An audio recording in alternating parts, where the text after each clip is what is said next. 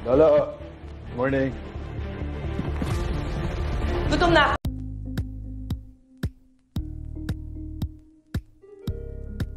Nagulat ang Kapamilya fans sa bagong trailer na inilabas ng FPJ's Batang Quiapo. Tila naglabasan na rin kasi sa naturang trailer ang mga bagong mukha na mapapasama sa ika-1 taong anibersaryo ng Batang Quiapo. Kabilang nga dito ang aktor na bumida sa katatapos lang na seryeng senior high na si Elijah Canlas.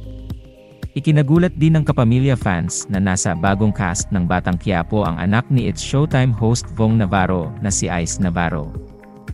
Ang dalawa nga ang apo ni veteran aktor Jaime Fabigas, at tila may koneksyon ang kanilang pamilya sa buhay ng isa sa main cast ng Batang Quiapo na si Ramon, na siyang ginagampanan naman ni Christopher De Leon. Na-excite naman ang Kapamilya fans sa maikling bangayan ni Makoy De Leon at Elijah Canlas. Kitang-kita kasi ang galing ng dalawa sa pagbitaw ng mga linya. Samantala kaagad naman na nag-react ang mga tagahanga ni Elijah Canlas at ni Zyril Manabat.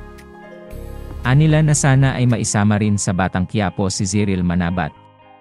Dahil panigurado na trending na naman gabi-gabi ang dalawa. Isa pa ay napatunayan na nila ito sa successful ng senior high.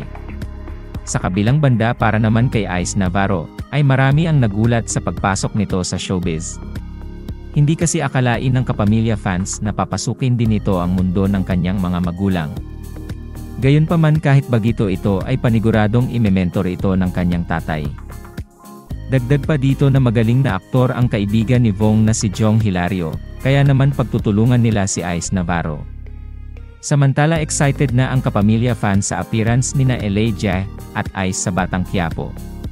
Kaya naman hindi na sila makapaghintay na dumating na ang araw ng Lunes.